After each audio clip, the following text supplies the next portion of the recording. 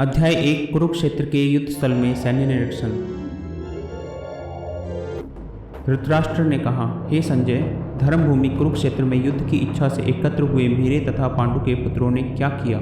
संजय ने कहा, हे राजन, पांडु पुत्रों द्वारा सेना की व्यूह रचना देखकर राजा दुर्योधन अपने गुरु के पास गया और उसने ये सब कहे, हे आचार्य, पांडु पुत्रों की विशाल सेना को देखें, जिसे आपके बुद्धिमान शिष्य द्रुपद के पुत्र ने इतने कौशल से व्यवस्थित किया है। इस सेना में भीम तथा अर्जुन के समान युद्ध करने वाले अनेक वीर धनुर्धर हैं, यथा महारथी, युयुधान, विराट तथा द्रुपद। इनके साथ ही दृष्टकेतु, चेकितान, काशीराज, पुरुजित, कुंतीभोज तथा सैब्य जैसे महान शक्तिशाली योद्धा भी हैं। पराक्रमी युद्धामन्यु, अत्यंत शक्तिशाली उत्तमौजा, सुभद्रा का पुत्र तथा द्रौपदी के पुत्र, ये सभी महारथी हैं। किंतु हे ब्राह्मण श्रेष्ठ, आपकी सूचना के लिए मैं अपनी सेना के उन नायकों के विषय में बताना चाहूँगा जो मेरी सेना को संचालित करने में विशेष रूप से निपुण हैं। मेरी सेना में स्वयं आप, भीष्म, कर्ण, कृपाचार्य, अश्वत्थामा, विकर्ण तथा सोमदत्त का पुत्र भूरिश्रवा आदि हैं, जो युद्ध में सदैव विजयी रहे हैं। ऐसे अन्य अनेक वीर भी हैं जो मेरे लिए अपना जीवन त्याग करने के लिए उद्यत हैं। वे विविध प्रकार के हथियारों से सुसज्जित हैं और युद्ध विद्या में निपुण हैं। हमारी शक्ति अपरिमेय है और हम सब पितामह द्वारा भली भांति संरक्षित हैं, जबकि पांडवों की शक्ति भीम द्वारा भली भांति संरक्षित होकर भी सीमित है। अतएव सैन्य व्यूह में अपने अपने मोर्चों पर खड़े रहकर आप सभी भीष्म पितामह को पूरी सहायता दें। तब कुरुवंश के वयोवृद्ध परम प्रतापी एवं वृद्ध पितामह ने सिंह की गर्जना की सी ध्वनि करने वाले अपने शंख को उच्च स्वर से बजाया, जिससे दुर्योधन को हर्ष हुआ। तत्पश्चात शंख, नगाड़े, बिगुल, तुरही तथा सिंह सहसा एक साथ बज उठे।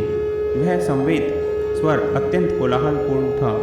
दूसरी ओर से श्वेत घोड़ों द्वारा खींचे जाने वाले विशाल रथ पर आसीन कृष्ण तथा अर्जुन ने अपने अपने दिव्य शंख बजाए। भगवान कृष्ण ने अपना पांचजन्य शंख बजाया। अर्जुन ने देवदत्त शंख तथा अतिभोजी एवं अति मानवीय कार्य करने वाले भीम ने पौंड्र नामक भयंकर शंख बजाया। हे राजन, कुंती पुत्र राजा युधिष्ठिर ने अपना अनंत विजय नामक शंख बजाया तथा नकुल और सहदेव ने सुघोष एवं मणिपुष्पक शंख बजाई। महान धनुर्धर काशीराज, परम योद्धा शिखंडी, धृष्टद्युम्न, विराट, अजेय, सात्यकी, द्रुपद, द्रौपदी के पुत्र तथा सुभद्रा के महाबाहु पुत्र आदि सबों ने अपने अपने शंख बजाए। इन विभिन्न शंखों की ध्वनि कोलाहलपूर्ण बन गई, जो आकाश तथा पृथ्वी को शब्दायमान करती हुई धृतराष्ट्र के पुत्रों के हृदयों को विदीर्ण करने लगी। उस समय हनुमान से अंकित ध्वजा लगे रथ पर आसीन पांडु पुत्र अर्जुन अपना धनुष उठाकर तीर चलाने के लिए उद्यत हुआ। हे राजन, धृतराष्ट्र के पुत्रों को व्यूह में खड़ा देखकर अर्जुन ने श्री कृष्ण से ये वचन कहे। अर्जुन ने कहा, हे अच्युत, कृपया करके मेरा रथ दोनों सेनाओं के बीच ले चलें, जिससे मैं यहाँ उपस्थित युद्ध की अभिलाषा रखने वालों को और शस्त्रों की इस महान परीक्षा में जिनसे मुझे संघर्ष करना है, उन्हें देख सकूं। मुझे उन लोगों को देखने दीजिए जो यहाँ धृतराष्ट्र के दुर्बुद्धि पुत्र दुर्योधन को प्रसन्न करने की इच्छा से लड़ने के लिए आए हुए हैं। संजय ने कहा, हे भरतवंशी, अर्जुन द्वारा इस प्रकार संबोधित किए जाने पर भगवान कृष्ण ने दोनों दलों के बीच में उस उत्तम रथ को लाकर खड़ा कर दिया। भीष्म, द्रोण तथा विश्व भर के अन्य समस्त राजाओं के सामने भगवान ने कहा कि हे पार्थ, यहाँ पर एकत्र सारे कुरुओं को देखो। अर्जुन ने वहाँ पर दोनों पक्षों की सेनाओं के मध्य में अपने चाचाओं, ताऊओं, पितामहों, गुरुओं, मामाओं, भाइयों, पुत्रों, पौत्रों, मित्रों, ससुरों और शुभचिंतकों को भी देखा। जब कुंती पुत्र अर्जुन ने मित्रों तथा संबंधियों की इन विभिन्न श्रेणियों को देखा तो वह करुणा से अभिभूत हो गया और इस प्रकार बोला। अर्जुन ने कहा, हे कृष्ण, इस प्रकार युद्ध की इच्छा रखने वाले अपने मित्रों तथा संबंधियों को अपने समक्ष उपस्थित देखकर मेरे शरीर के अंग कांप रहे हैं और मेरा मुंह सूखा जा रहा है। मेरा सारा शरीर कांप रहा है, मेरे रोंगटे खड़े हो रहे हैं, मेरा गांडीव धनुष मेरे हाथ से सरक रहा है और मेरी त्वचा जल रही है। मैं यहाँ अब और अधिक खड़ा रहने में असमर्थ हूँ। मैं अपने को भूल रहा हूँ और मेरा सिर चकरा रहा है। हे कृष्ण, मुझे तो केवल अमंगल के कारण दिख रहे हैं। हे कृष्ण, इस युद्ध में अपने ही स्वजनों का वध करने से ना तो मुझे कोई अच्छाई दिखती है और न मैं उससे किसी प्रकार की विजय, राज्य या सुख की इच्छा रखता हूँ। हे गोविंद, हमें राज्य, सुख अथवा इस जीवन से क्या लाभ, क्योंकि जिन सारे लोगों के लिए हम उन्हें चाहते हैं वे ही इस युद्ध भूमि में खड़े हैं।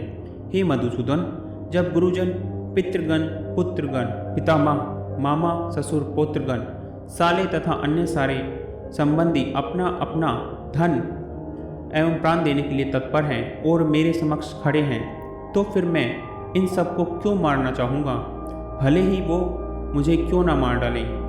हे जीवों के पालक, मैं इन सबों से लड़ने को तैयार नहीं, भले ही बदले में मुझे तीनों लोग क्यों ना मिलते हों। इस पृथ्वी की तो बात ही छोड़ दें। भला धृतराष्ट्र के पुत्रों को मारकर हमें कौन सी प्रसन्नता मिलेगी? यदि हम ऐसे आतताइयों का वध करते हैं तो हम पर पाप चढ़ेगा। अतः यह उचित नहीं होगा कि हम धृतराष्ट्र के पुत्रों तथा उनके मित्रों का वध करें। हे लक्ष्मीपति कृष्ण, इससे हमें क्या लाभ होगा और अपने ही कुटुंबियों को मारकर हम किस प्रकार सुखी हो सकते हैं? हे जनार्दन, यद्यपि लोभ से अभिभूत चित्त वाले ये लोग अपने परिवार को मारने या अपने मित्रों से द्रोह करने में कोई दोष नहीं देखते, किंतु हम लोग जो परिवार के विनष्ट करने में अपराध देख सकते हैं, ऐसे पाप कर्मों में क्यों प्रवृत्त हों? कुल का नाश होने पर सनातन कुल परंपरा नष्ट हो जाती है और इस तरह शेष कुल भी अधर्म में प्रवृत्त हो जाता है। हे कृष्ण, जब कुल में अधर्म प्रमुख हो जाता है तो कुल की स्त्रियां दूषित हो जाती हैं और स्त्रीत्व के पतन से ऋषिवंशी अवांछित संतानें उत्पन्न होती हैं। अवांछित संतानों की वृद्धि से निश्चय ही परिवार के लिए तथा पारिवारिक परंपरा को विनष्ट करने वालों के लिए नारकीय जीवन उत्पन्न होता है। ऐसे पतित कुलों के पुरखे गिर जाते हैं क्योंकि उन्हें जल तथा पिंड दान देने की क्रियाएं समाप्त हो जाती हैं। जो लोग कुल परंपरा को विनष्ट करते हैं और इस तरह अवांछित संतानों को जन्म देते हैं, उनके दुष्कर्मों से समस्त प्रकार की सामुदायिक योजनाएं तथा पारिवारिक कल्याण कार्य विनष्ट हो जाते हैं। हे प्रजापालक कृष्ण, मैंने गुरु परंपरा से सुना है कि जो लोग कुल धर्म का विनाश करते हैं वे सदैव नरक में वास करते हैं। ओह, कितने आश्चर्य की बात है कि हम सब जघन्य पाप कर्म करने के लिए उद्यत हो रहे हैं। राज्य सुख भोगने की इच्छा से प्रेरित होकर हम अपने ही संबंधियों को मारने पर तुले हैं। यदि शस्त्रधारी धृतराष्ट्र के पुत्र मुझ निहत्थे तथा रणभूमि में प्रतिरोध न करने वाले को मारे तो यह मेरे लिए श्रेयस्कर होगा। संजय ने कहा, युद्ध भूमि में इस प्रकार कहकर अर्जुन ने अपना धनुष तथा बाण एक ओर रख दिया और शोक संतप्त चित्त से रथ के आसन पर बैठ गया। Like, comment and subscribe. Like, comment and subscribe.